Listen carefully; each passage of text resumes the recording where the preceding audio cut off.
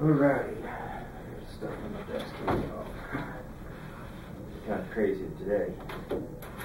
So I just wanted to go over what we worked on with the other guys, and want you to just kind of tell me where you are, where you were when you first got here, not last year, but this year when you first came back after break. What were you shooting? What did you feel about your game overall? And then I want you to give me kind of where you're at right now and where you think you are, and so forth. This being February, what is it, the 5th, 6th? Today is the 7th, believe it or not. Okay, so, yeah, what do you think? When I first got here, I was shooting like 79s, 80s, something like that. Yep. And then getting working with you, getting me deeper and more upright. Deeper with the bow, the club, right? And more upright with the club. With the shaft plane? Yeah, and I'm shooting around par. Yep. Getting close to under par most some of the rounds. Yeah. I think I'm real close to getting there. Yeah, I do too. I think that your putting stroke looks good. Fundamentally, your game, everybody brings their own strengths and weaknesses to the table. I would say you have the best rhythm, overall rhythm on the team. I think that you probably have the prettiest swing on the team as far as just the momentum of the swing. You could be your shape of your swing could be a little bit cleaner. I don't think you'll ever be perfect. I don't think you ever have to be perfect. But you have that real soft arm swing that has a tremendous amount of power, and I appreciate that. That's for sure. So you have the most power on the team for the least amount of effort, and so that's a great tool to have. Your putting stroke to me probably looks the best on the team. I think that you need to work on posture. I think we need to look at your clip fitting with your putter. I think it's too long. Yeah, I think you're right about that. I need to get a new putter too. You know, you line up good with it, you putt good with it. I don't know that you need to go with a new putter. I mean, you might. I think you putt well with it. I think it's too long. You have to kind of crunch your shoulders up a little bit. Don't get over it as well.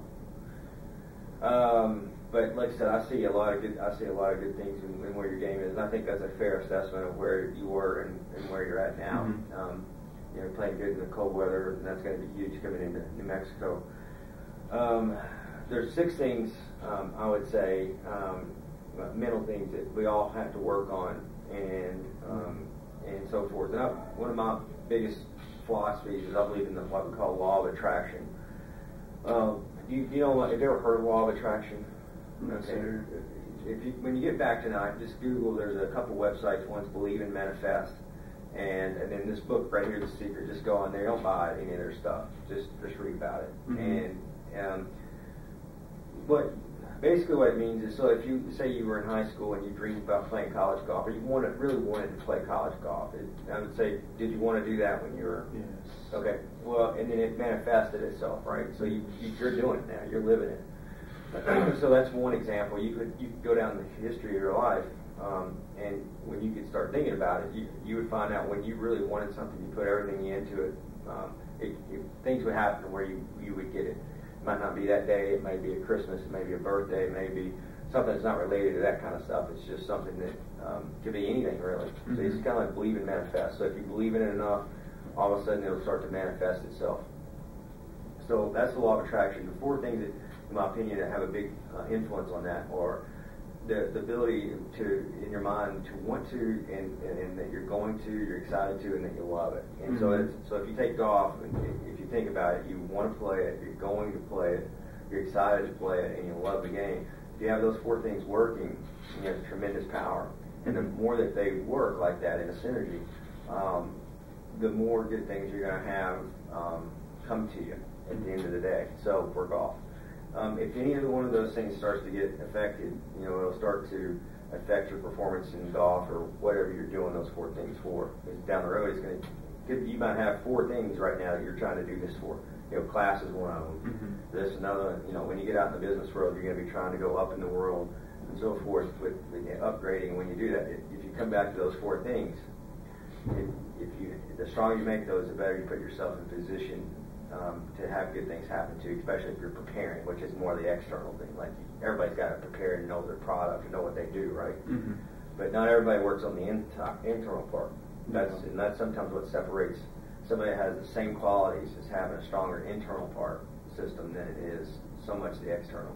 You got 2 guys that hit 300 yards that one knows how to play golf and win, and one doesn't. One that knows how to play golf inside and mentally is going to win. That's how it works. So, those four things are really important to think about and to get excited about and be a part of. And then once you have those and you think about those, you need to define it with a goal. And I would put a goal down on paper like that. You should have several goals, and for the most part, pretty realistic. What you're really capable of, because your capabilities are very high. I mean, you're not like the capability for you is very realistic is to go out and compete and win a national championship right now this year. Another one is to be number one on our team. Another one is to have the lowest scoring average in our conference. Another one is to have the lowest scoring average in junior college golf. There's a lot of big things you can put in. And they're realistic. If you play your full capability, you're very well can happen.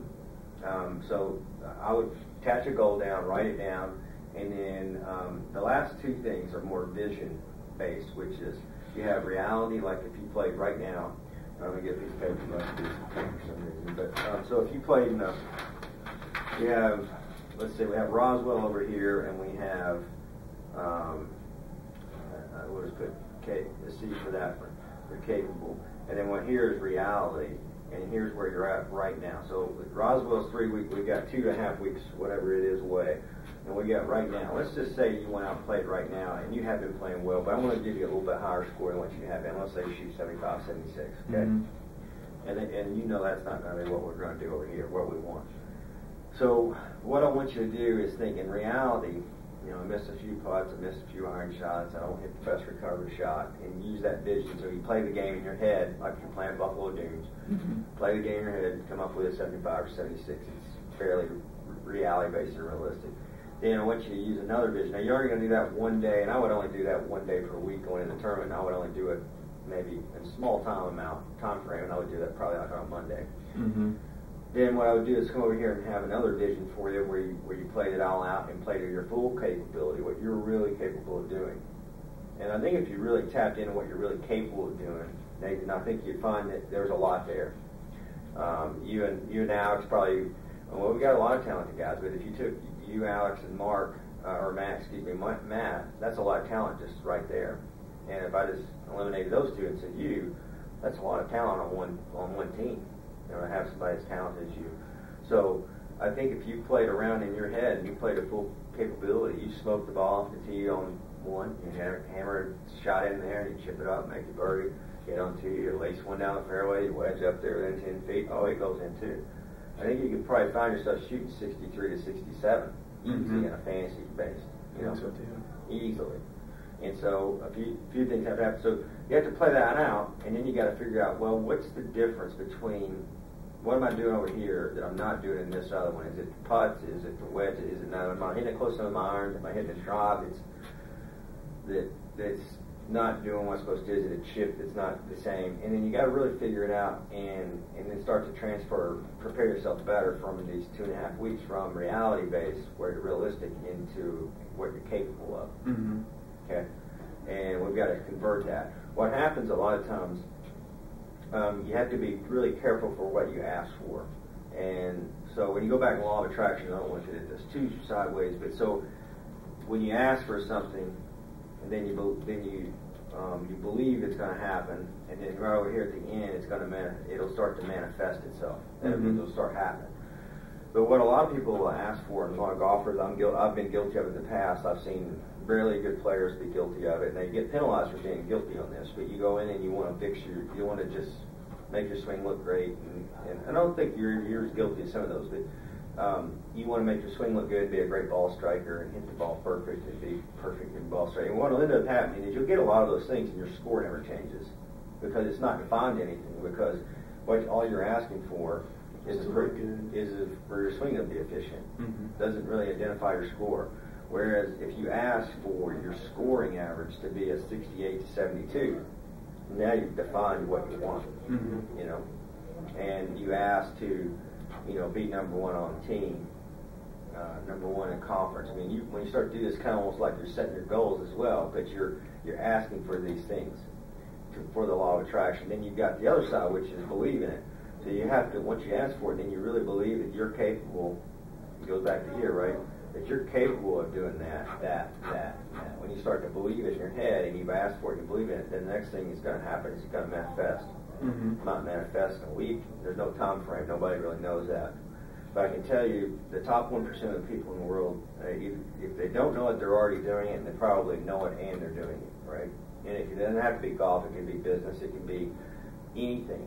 Mm-hmm. And if you follow those basic principles of what I'm talking about, whatever you're doing, you're going to be one of the best at it. You know, you're going to separate yourself amongst the other 99% of the world. Mm-hmm. That makes sense? Yes, sir. So I want you to think about how to make that love for the game stronger. Basically, the want, the excited to, going to, excited to, the love it, and they're all a little bit different from each other, really. You think about you want to, it's because I want to play.